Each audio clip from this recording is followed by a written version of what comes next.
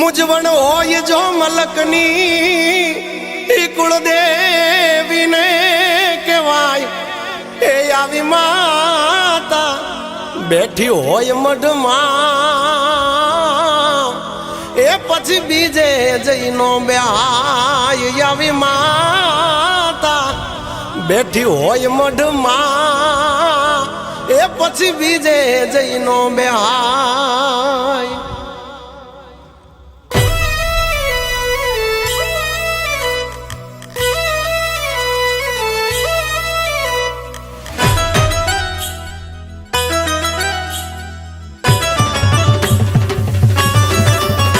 હે જો